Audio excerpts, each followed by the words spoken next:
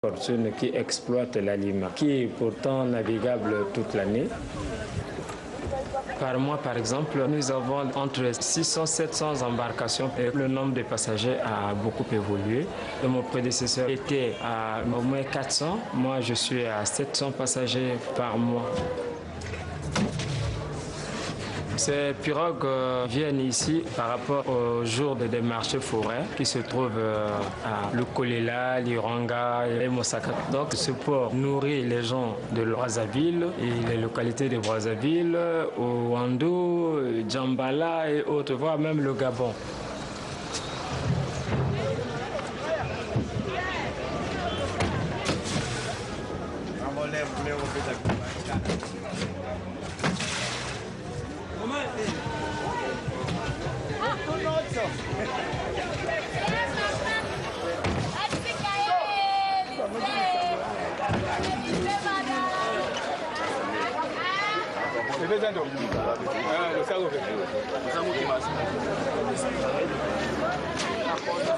Zinto est commerçant et fait partie des armateurs propriétaires de ces embarcations de fortune.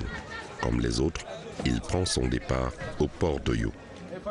Le départ est donc annoncé vers une longue croisière sur le fleuve Congo.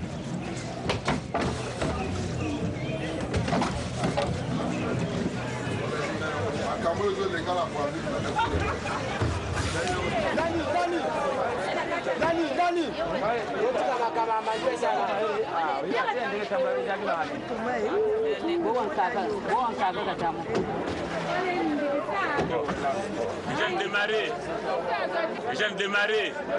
En partant d'Oyo pour Liranga, on aborde la rivière Alima jusqu'à son estuaire avant de remonter le fleuve Congo. Bon, Toké, départ Oyo Liranga. Parce que toi, la carte à Congo, moi, tu m'as binoué. Merci, Toké. La Lima. Cette rivière qui, selon la légende populaire congolaise, inspire l'hostilité des populations indigènes de la région invoquant les esprits des sirènes, avait coupé le cours de la rivière par un vaste banc de sable afin d'empêcher le bateau transportant l'explorateur français Pierre Savorian de Brazza au XIXe siècle d'atteindre son embouchure. Il a donc dû rebrousser chemin. Aujourd'hui, ces esprits offrent à ces embarcations leur hospitalité. Voyager dans les conditions pas confortables est une aventure soporifique, source d'ennui et de fatigue. La Lima, avec sa végétation aquatique composée d'essences dominantes des palmiers dattiers, des stations de pêche, des croisements sans cesse avec d'autres embarcations, offre un spectacle pittoresque qui meuble les ennuis du long voyage. À bord, l'armateur qui en même temps est chef de convoi et commandant de bord décide de tout afin que ses clients voyagent dans les conditions peut-être pas idéales, mais adaptées à la réalité du moment. Je suis le chef de convoi. J'ai commencé le transport depuis 2003. Je transporte les marchandises plus les passagers. Le moment que je suis venu à la ligne, il n'y avait plus de bateaux. On n'avait que des barrières. Et les barrières, on avait trop d'accidents. Et c'est à cause de ça que j'ai eu l'idée de faire un convoi par les pirogues. J'ai recruté les conducteurs que nous appelons les pinarchés. J'ai recruté les matelots, le contrôleur. J'ai 3 grosses pirogues. Les 3 grosses pirogues peuvent contenir 25 tonnes. Les passagers, si c'est trop, c'est au moins 70 ou 75. Avec les clients, ça se passe bien. C'est vrai que le voyage est trop long, c'est pénible, mais pour réduire un peu le coût du voyage, les clients ont relégué à jouer. Il y a les cartes, les lidos, il y a les musiques par les radios. Ils sont habitués. Il y a l'harmonie, hein. On est ensemble. S'il y a à marger, on partage tous. Il y a le moment qu'on peut blaguer et il y a le moment qu'on peut être fatigué et on dort. C'est vrai qu'on dort ensemble, mais on est limité. Il y a les limites que les femmes dorment et les limites que les hommes aussi dorment. Les hommes se débrouillent derrière pour faire les toilettes. Les femmes, elles ont leurs petits pots. Le jour comme de nuit, ils se débrouillent comme ça.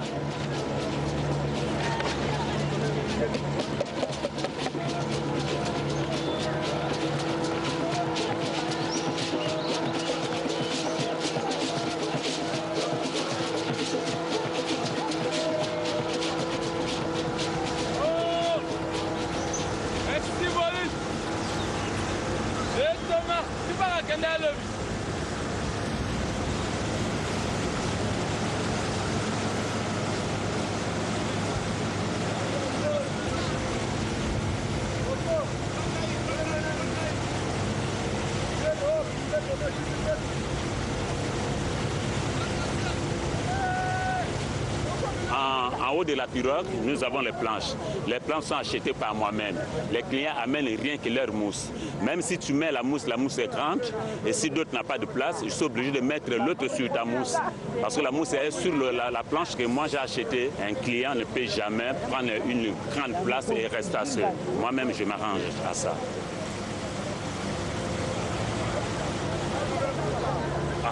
Et puis la place des arbres, tu vas dire place, quand on a besoin de bâtiments, on a besoin de la mappe, on va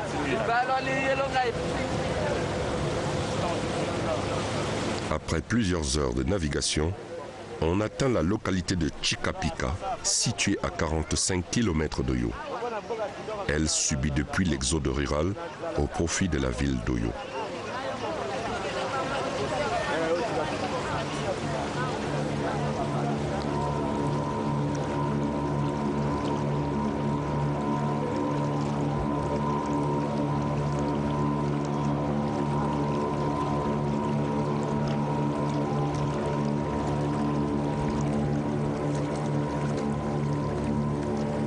La nuit, les chauffeurs sont en train de débrouiller avec les petites lampes torches. Et toute la nuit, ils débrouillent comme ça là.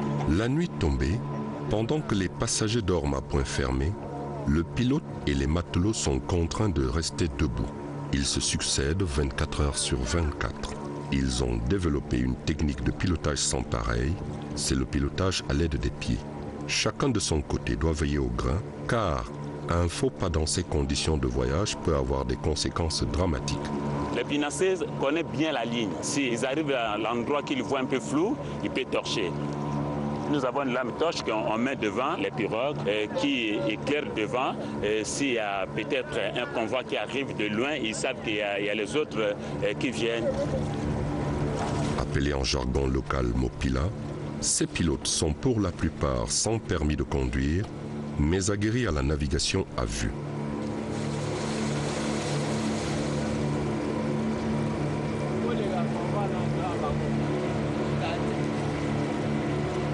Le vent de violence arrive. Il y a deux fois, on arrive au large, il y a le vent. On trouve que le temps est menaçant. On sait qu'à ce net moment, il y a une place, quelque part, qu'on peut mettre la pirogue. Parti d'Oyo en fin de soirée, ces embarcations arrivent enfin à Mosaka, première escale en début de matinée. On navigue toute la nuit d'Oyo, on passe les petits villages. Le matin, on arrive à Mosaka. À Mosaka, on fait un peu le marché. On achète les petites choses pour déjeuner. Mosaka, carrefour incontournable de la navigation fluviale au Congo. Ici, l'obligation est faite à toutes les embarcations d'y accoster pour le contrôle aux frontières. Mosaka, appelée affectueusement la Venise du Congo, est une bourgade bâtie sur une île située au confluent de plusieurs cours d'eau avec le fleuve Congo. Autrefois, le déplacement s'effectuait à l'aide des pirogues, mais aujourd'hui, grâce au projet du gouvernement dit projet de remblaiement et de stabilisation des berges de l'île de Mosaka, toute la ville est mise au sec. Une digue de protection de ces berges a été construite depuis. C'est dans ces conditions que le gouvernement a célébré en 2013 le centenaire de la création de cette ville sous le signe de la fête du sable.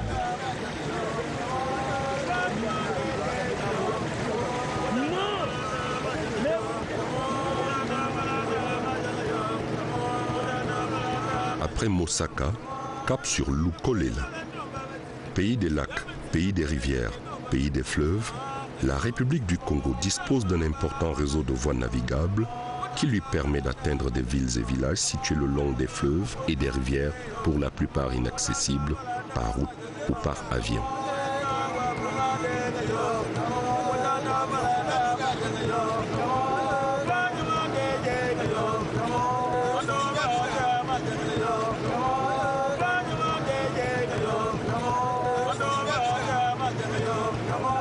Le fleuve Congo, n'est pas seulement une frontière naturelle entre les deux Congos, mais aussi une artère de communication que les deux pays se partagent sur 600 km, sa majeure partie étant disséminée en République démocratique du Congo. Naviguer alors sur le fleuve Congo, c'est apercevoir de part et d'autre, des deux rives, des localités bâties face à face.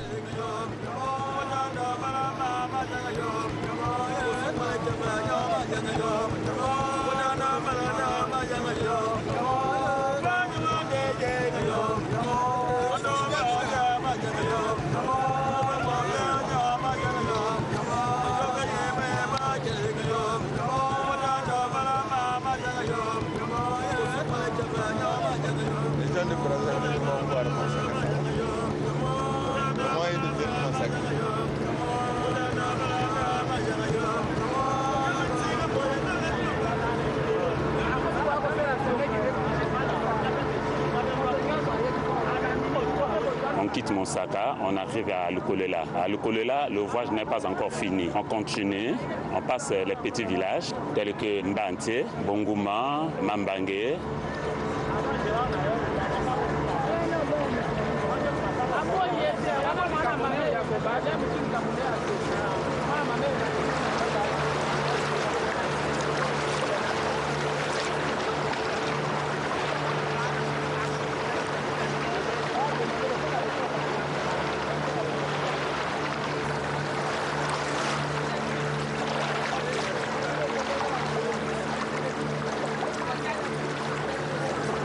Après 2 jours de navigation, on atteint enfin l'Iranga à quelques 320 km.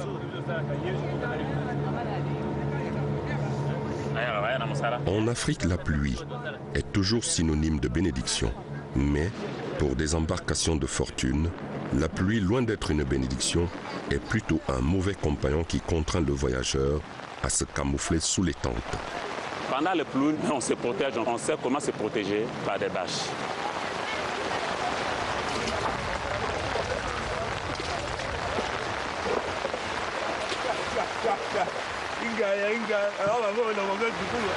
Situé au confluent de la rivière Obangui avec le fleuve Congo, le district de l'Iranga dans le département de la Likwala doit sa célébrité grâce à son marché forain organisé 2 fois par mois.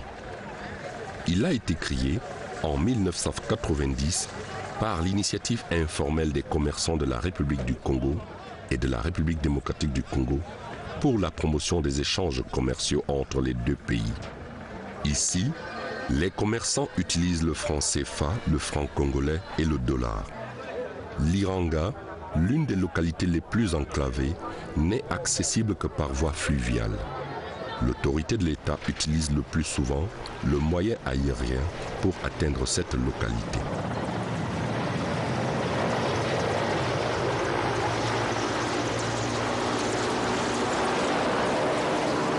À côté de l'Iranga, une autre destination, celle du marché forain de Mako-Timpoko dans le département des Plateaux. Il est né de la volonté des associations pour le développement des collectivités de Mako-Timpoko. Un marché dont les recettes générées devaient servir au développement de cette localité. Malheureusement, la localité demeure toujours dans une situation précaire. Ce marché, aux allures d'une fête foraine internationale, accueille comme son concurrent l'Iranga des milliers d'embarcations de fortune venues aussi bien de la République du Congo que de la République démocratique du Congo.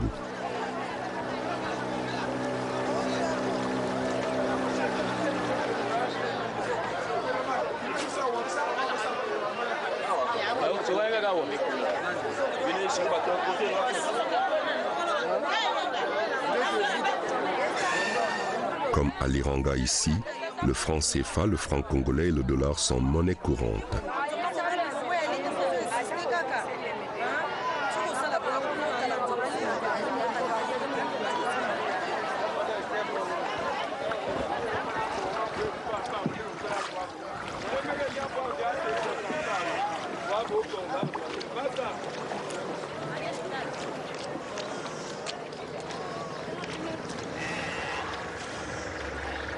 Après 3 jours de marchandage, tout se referme.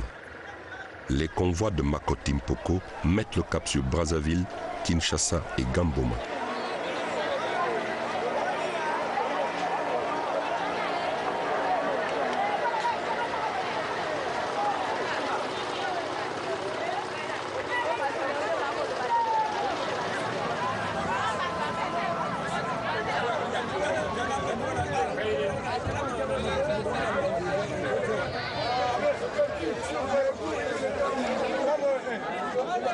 À Liranga, vu de loin, la vie dans ces embarcations paraît pénible et misérable.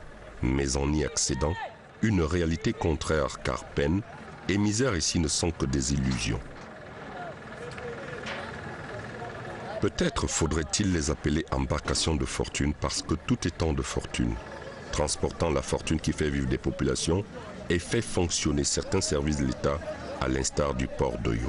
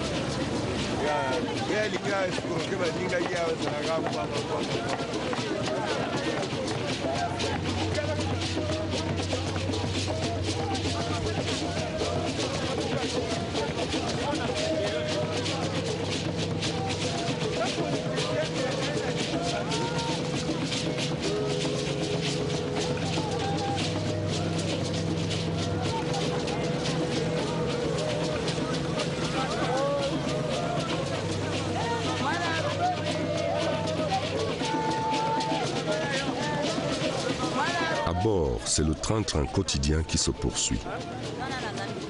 On peut alors cuisiner sans crainte parce que les produits inflammables ont disparu.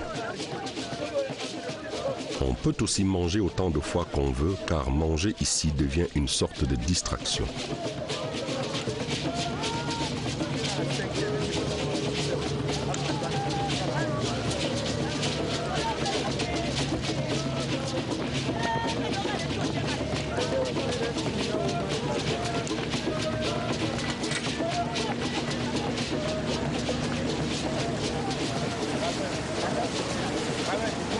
Embarcation de fortune ou embarcation à risque, dans un pays où l'État ne dispose plus de bateaux pour assurer le transport des personnes et des biens sur le fleuve Congo, ces embarcations demeurent une alternative incontournable pour des populations riveraines qui n'ont pour moyen de communication que ces voies d'eau. Aujourd'hui, 80% des déplacements de personnes et de marchandises sur le fleuve Congo s'effectuent à partir de ces embarcations.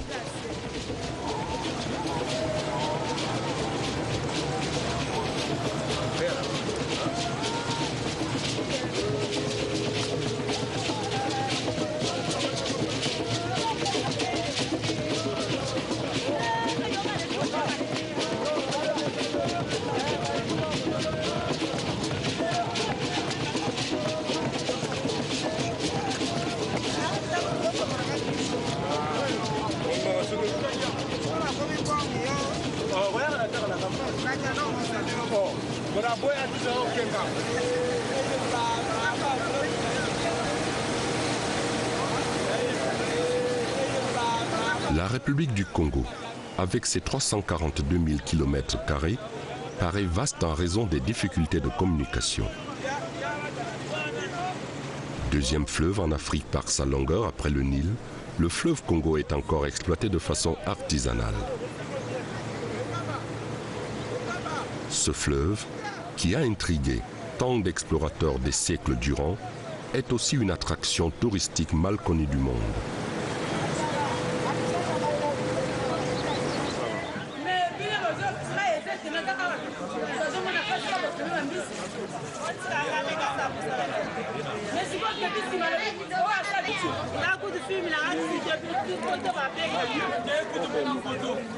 L'arrivée de ces embarcations au port d'Oyo donne lieu au marché forain de la sous-région.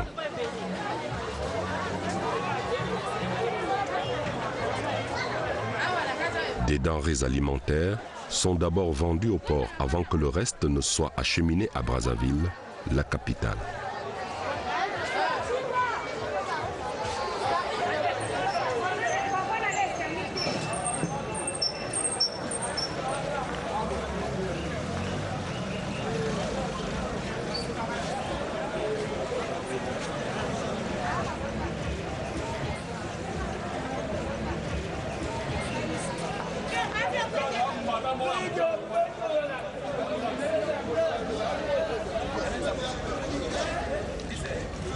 Aujourd'hui, grâce aux embarcations de fortune, on peut alors découvrir et contempler toute la richesse touristique du bassin fluvial du Congo.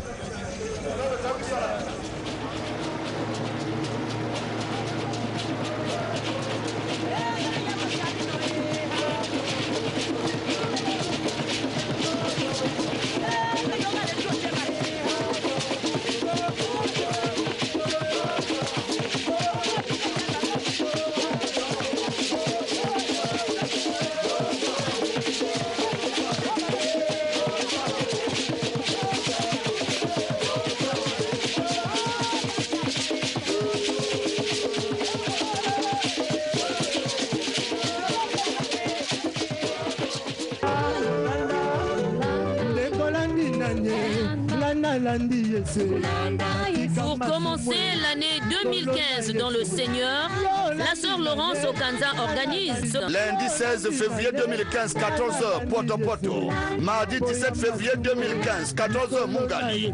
Mercredi 18 février, 14h,